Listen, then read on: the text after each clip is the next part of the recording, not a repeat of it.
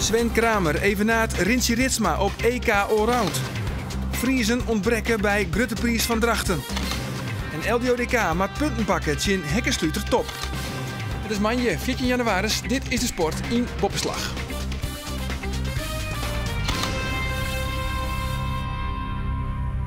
Goejoen, in het komende liedje zullen we jou weer heel bijpraten over de Frieske sport van het oude weekend. Met reetrieden, Hiense kworbol en de Frieske winterzwemkampioenschappen.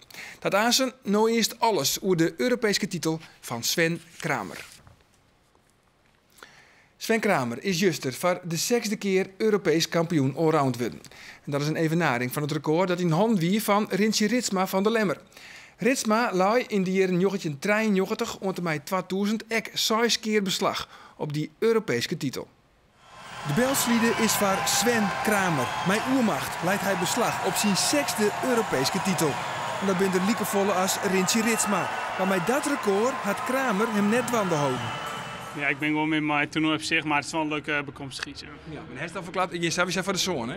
Ja, nee, natuurlijk. Ik wil net op hetzelfde klikste in mijn rintje natuurlijk. Dat is mijn eerste nee. Maar op en de roer. Ja, maar goed, ja, volgend jaar denk ik nog net. Want dan leidt het EK net helemaal in de planning voor de Olympische Spelen. Dus daar ben ik nog wel aan het twijfelen. Maar er komt een zo'n keer. Kramer maakt het verschil op de lange afstand. Hij is net te houden op een 5 kilometer. Daar is hij de baas over de orenfavorieten Jan Blokhuizen en Harvard Bucko. Kramer finisht in een tijd van 6:12:54 en maakt het de 6 seconden efterstoorn meer als goed. Die bijna 6 seconden en normaal gesproken, ja, 6 seconden op een 4 kilometer is wel heel vol. Dus ik heb eigenlijk net rekening mee omdat ik het al eerst soesteer naar Iendijk. Kramer is op dit Europees kampioenschap net echt in topvorm. En dat is te vernemen op de 1500 meter. In een streekjochtduel met Jan Blokhuizen wint hij vol van zijn ploegenoot, maar zijn tiert stelt teloor. De opening is eigenlijk al te langzaam en ja, gewoon net fris genoeg. En, goed, dat ken ik hier, maar ik moet zeggen, mijn slechte rit heb ik het klassement eigenlijk nog beter voor zin dan juist. Op een laatste afstand, de 10 kilometer, had Sven Kramer haast 6 seconden vastsprong op de nummer 2, Harvard Bucko, en maar liefst 8 seconden op Jan Blokhuizen, de nummer 3. In de laatste rit ging Blokhuizen lang mee met Kramer, maar 4 rondes van de eind komt er een versnelling. Kramer doet in de rondjes 29 en hij finisht in 4 waai de vlugste tiert. 12:55:98 en dat betekent een nieuw kampioenschapsrecord. Kramer is voor de 6e keer Europees kampioen. En dus moet Rintje Ritsma van nu aan zijn record dealen met Kramer. En hij heeft dat potentieel hier om daar, nou, als hij wil, dan kan hij er wel een stuk of 8 jaar kan hij er vermijden. Maar ze kijken hoe gemotiveerd hij zelf bloedt. Maar het zal nou alle gedachten nog minimaal 2 jaar worden voordat Sven Kramer alleen nog boven ons zit. Want die verbonden met de Olympische Spelen riet Sven Kramer takom hier geen Europees kampioenschap. En bij de vrouwen gaat de Europese titel naar Irene Wust. Het verslijnde podium wie er trouwens oranje, want de tweede plak is er voor Linda de Vries en Diane Valkenburg die pakt het brons. Maar de grote verrassing van het vrouwentoernooi wie er nog maar zontjejerige Antoinette de Jong van Rotterdam. De Jong maakte haar debuut op een groot toernooi en eindigde verrassend als 5e.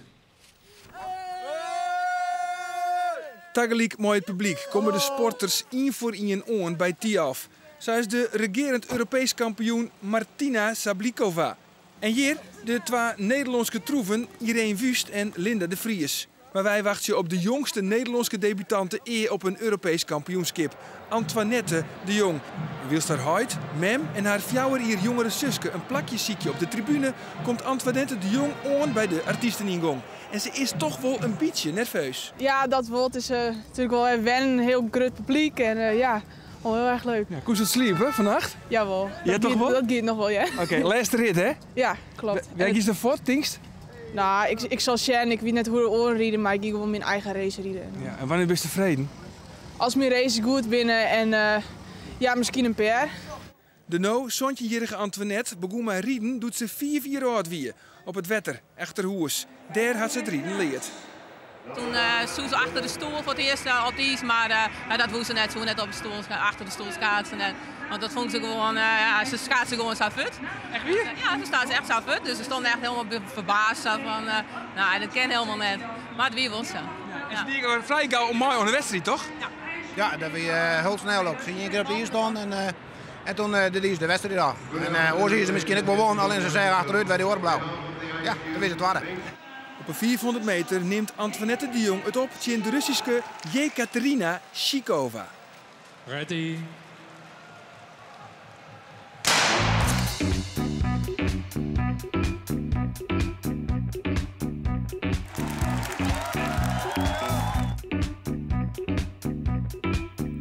Antoinette finisht in 39:42 en dat betekent een nij PR en boven dat een podiumplak. Hier is echt sowieso net verwacht. Het is echt een verrassing. En ik zei echt de tiet. Ik dacht, yes, ik heb een PR op de 400 meter in wat ik ervoor zei. Het is wel echt gaaf. Het is echt super. En op de derde plaats namens Nederland in een nieuw persoonlijk record van 39:42, Antoinette de Jong.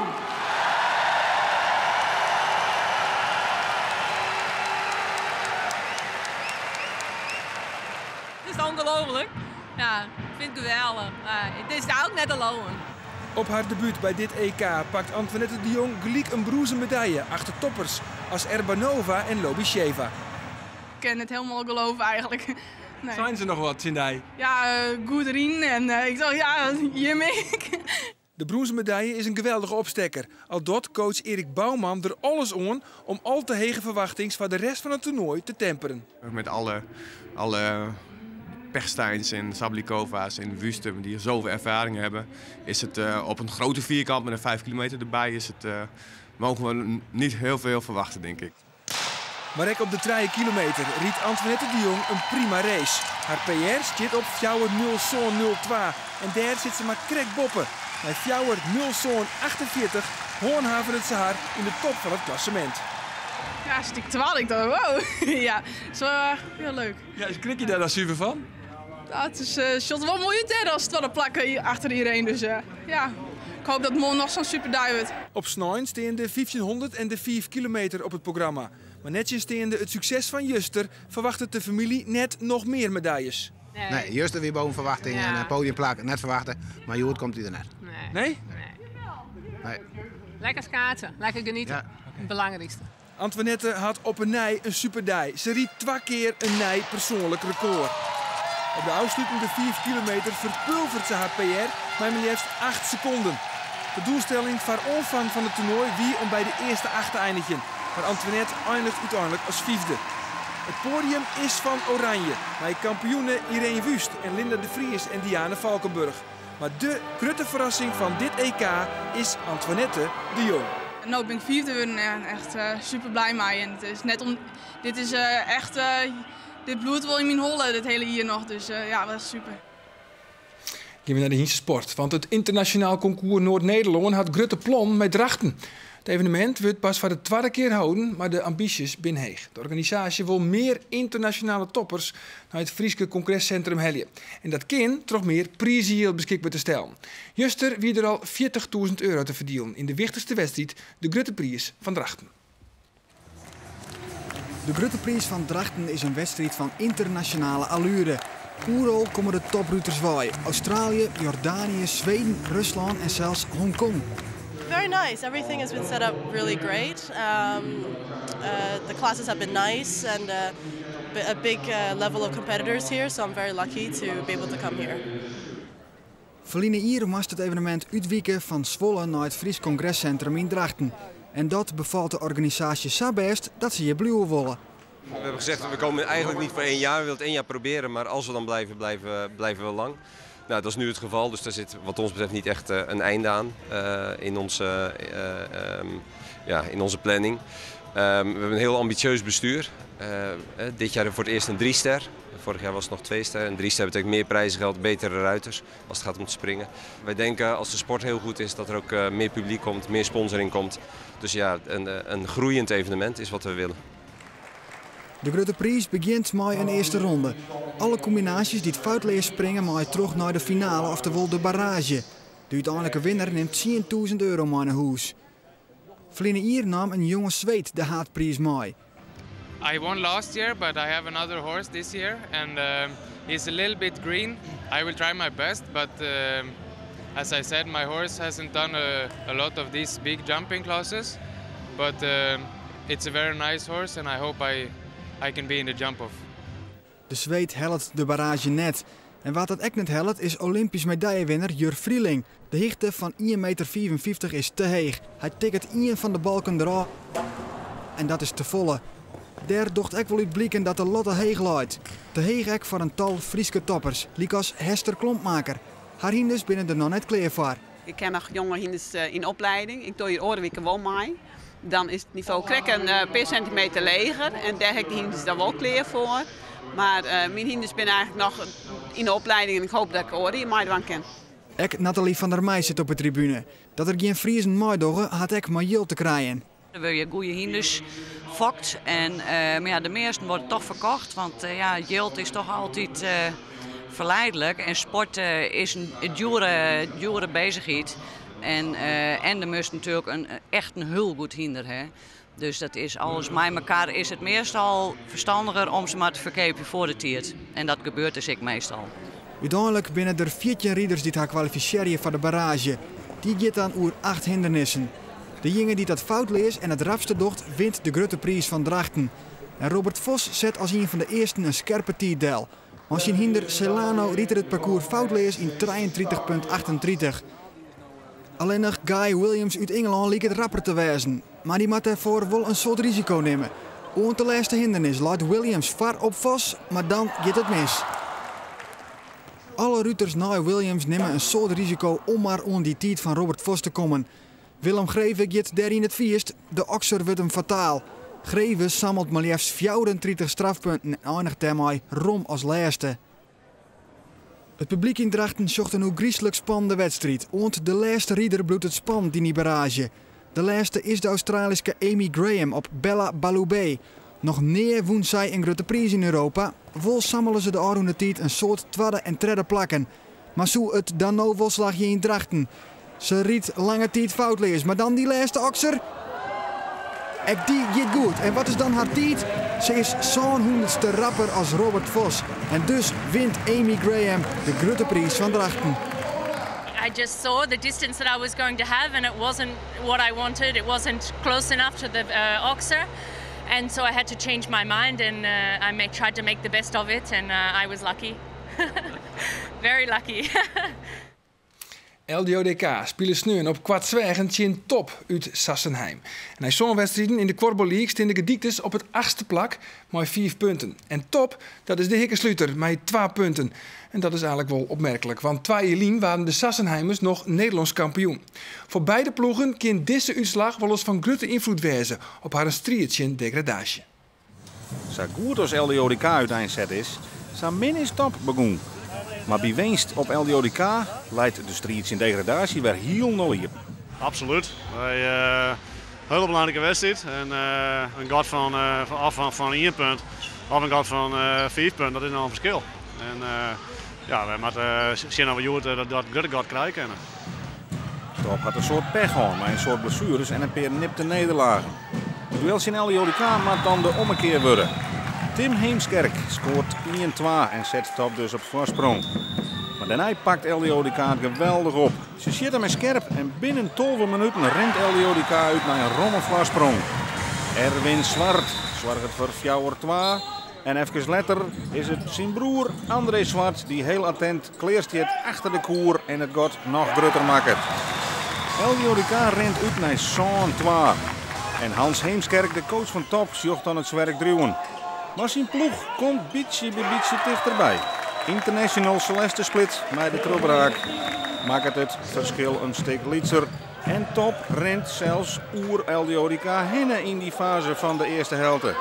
Dit is Mick Snell, de topscorer van Nederland. En het verschil bij het skoft is in 1-14 in het voordeel van Top. De wedstrijd is dus vol slijn op een kop zet. En Top field dat hier meer te heljen is. Bert Tim Heemskerk al met zijn 6e treffer. En dan is het got 5 goals. Over 16. En dan maakt LDODK de ziekje om te klampen. Marion Visser scoort 14-16. Zij is correct oproepen voor het nationale team van Jan Sjouke van der Bos. Maar ze moet wel tassen dat het verschil groter wordt. Op de stand 18-21 krijgt Top de strafworp. De time-out is van Jan-Sjoerd Pol en de strafworp voor Heemskerk, maar die mist. Een dure-misser, want nu kan LJODK weer omkomen op 2 punten. En dat griept de ploeg van Jan-Sjoerd Pol aan. Het is Betty Jonsma die het heel sterk werk doet onder de koer, foutief aanstappen wordt. En de strafworp is voor André Zwart. Speelt met knieën de ribben, maar wit deze bal keurig in de mand te lezen. In Stefan Fjouwer is het verschil nog maar 2 goals, 21. En wat kan het andere aanvalsvak met topscutter Erwin Zwart. En die wordt weer toe. En mij nog 3,5 minuten gaan. En zijn 8e goal is het 20-21. Maar balbezit is weer voor Top. En die ploeg uit Sassenheim leidt nog altijd voor en speelt dit heel netjes uit. En terug Manon Wiegerink wordt het 20-22 met nog 2 minuten te gaan. En nu is het dus alles of niks voor LJODK. De klok tikt terug. André Zwart, wanhopig, maar wel trefzeker. En nog 1 minuut en 8 tellen te gaan. 21-22. Maar waar is het vanzelfs balbezit voor Top. Wat nou toch wat zoeterig wordt. Een heel sterk werk onder de koer van Henk Bijker, de invaller. De krachtspeler. Het levert balbezit op aan de kant van LJODK. En waar blijft nou het koelst? André Zwart nog maar eens. En het is werken. 22 gelijk. Nog 40 tellen op de klok. En wat is er dan nog mogelijk? Kunnen ze een punt oerhouden aan deze wedstrijd? Of is het toch Top? Nee, het is Top met de flater. De loopfout aan de kant van Top. En dan is er misschien nog wat mogelijk voor LJODK. De klok tikt terug. We zitten in de laatste seconden van de wedstrijd. Het is 22 gelijk. Erwin Zwart, kan hij nog 1 keer tot schot komen? Erwin Zwart speelt hem vrij, stroekelt heel en nee! Het blijft 22 gelijk, maar het punt is een winstpunt voor LJODK, wordt kansloos achterstier en toch een likspul eruit sleept. Je hebt hier een hele goede zaak aan kent, hè, bij Weest? Ja, dat is absoluut weer. En ja, daar gaan we natuurlijk vol voor. En dat is, ik wil wat balen op dit moment. Maar ja, op dit moment overheerst toch wel gewoon de tevredenheid van het punt waar je nog toch in knakt had. 2 minuten nog te gaan en 2 achter. En ik weet net hoe hij de bal erin kreeg. Die 22-23, dat weer een belachelijke goal. Maar hij zit, dus stelt hij. En dan nog 1. En nou ja, bij mij heel blij was met dit puntje. PKC uit Papendrecht is op nota duidelijk de sterkste ploeg met 15 punten uit 8 spelenwedstrijden. LJODK pakt een duur punt, zegt Boppe dat de concurrentie Nick, Dalto en Deto snel verliezen en klimt daar terug naar het zondeplak. De volgende liep was wel een zwiere serie met wedstrijden in ploegen als KZ, Blauw-Wit, PKC en DVO. Ilse Kraaienveld, wie dit weekend een van de opvallendste deelnemers aan de Frieske winterzwemkampioenschappen op het Jereveen. De Dokkumse is na 2 jaar in Eindhoven bij coach Jacco Verharen waarom bij Orca in Ljouwert. Dit weekend woen ze alle onderdelen net zo mooi die. Maar Ilse Kraaienveld rugt haar benammen op de 100 meter vrije slag. Die afstand wint Kraaienveld dan ik mijn oermacht. In een tijd van 44 seconden en 89 honderdsten. En dat is een hele seconde boppen haar persoonlijk record. Maar echt goed mat Ilse pas wezen in april. Maar dan wil ze haar plaatsen voor het wereldkampioenschap van het jaar in Barcelona. Ik ben nu ongeveer een halfjaartje weer aan de slag in Leeuwarden. Ja, ik moet zeggen dat het gewoon echt heel goed gaat. En ik heb echt wel de juiste keuze gemaakt, denk ik. Als ik zie welke stappen ze nu weer zet. Als ik zie wat voor ontwikkeling ze heeft doorgemaakt, ook voordat ze naar Eindhoven ging. Toen kwam het eigenlijk al in beeld en nu zie je dat ze eigenlijk diezelfde ontwikkeling weer oppakt. Het heeft daar eventjes stilgestaan op zwemgebied, maar ze is daar wel veel beter geworden. Ze is echt volwassen geworden. Ze ging weg als een meisje en ze komt terug als een volwassen vrouw. Ja, en dat is wel een heel groot verschil en dat is nu ook heel lekker werken. Ja, en nou is de 22-jarige Kraaienveld. Had Friesland nog volle meer talent. Een stuk jonger, maar de 13-jarige Marit Steenbergen uit Jesterwoude en de 13-jarige Luc Veldman uit Snits kloppen al aardig op het door. Marit Steenbergen won vliegen hier 18 titels op het Nederlands kampioenschap en zwom verskate jeugdrecords van Ranomi Kromowidjojo uit de boeken. Luc Veldman verbaast vreun en vijand toch beter te zwemmen dan het al 21 jaar oude record van Pieter van den Hogeband.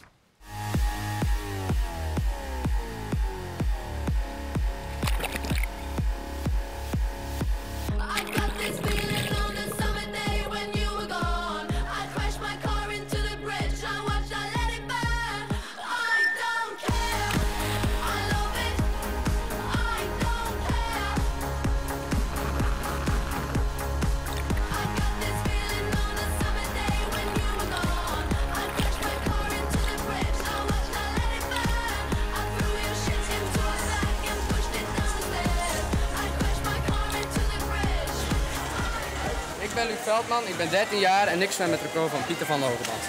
Ik ben Marit Steenbergen, 13 jaar en ik zwem het record van Ranomi Kromowidjojo. Mijn favoriete afstand is de 50 vrij, omdat ik daar Pieter van den Hogeband op heb geslagen.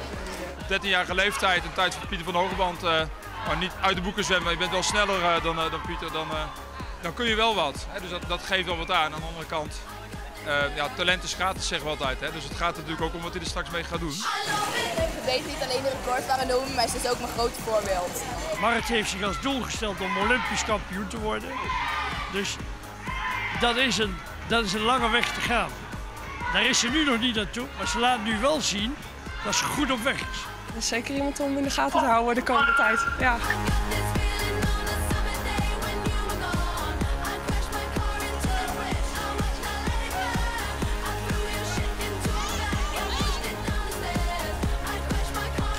Wat is er zo leuk aan zwemmen? Ja, dat is toch wel de drang die je moet hebben om je goed te kunnen presteren. En het onder mensen zijn in een team zwemmen en zo, ondanks dat het toch een individuele sport is. Ik heb sinds mijn 8e bijna Tunia gezwommen, maar omdat ik graag een grote sprong wil maken, ben ik sinds dit seizoen in de leer gegaan bij Hendrik Koekin. Ik denk ook dat hij, als ik naar zijn lichaam kijk, dat hij nog ontzettend veel kan groeien. Ook als ik naar zijn techniek kijk, kan hij ontzettend veel groeien. Ja, dat vraagt straks wel een heleboel training. Kijk, en dat heeft toch nog wel wat tijd nodig om dat allemaal, die diamant die het is, ook nog even goed geslepen te krijgen. Vorig jaar haalde ik 18 Nederlandse titels en nu wil ik graag plaatsen voor de Europese Jeugd Olympisch Festival. Het bijzondere aan Marit is wat ze wil, dat meestal bereikt ze dat ook. Dus dat maakt haar wel een heel groot talent.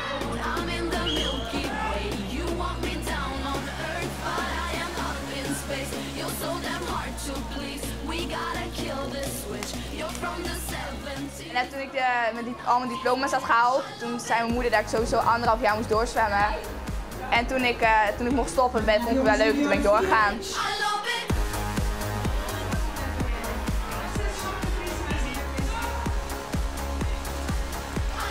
Meestal zo'n 4:30 gaat de wekker. Dan ga ik naar het zwembad in Leeuwarden. En ga ik met de bus en de trein ga ik weer terug naar Sneek. Ga ik naar school. En dan ga ik dan met de fiets naar huis. En daarna mijn huiswerk maken en zo. En dan eten en dan vroeg op bed en dan gaat het weer opnieuw.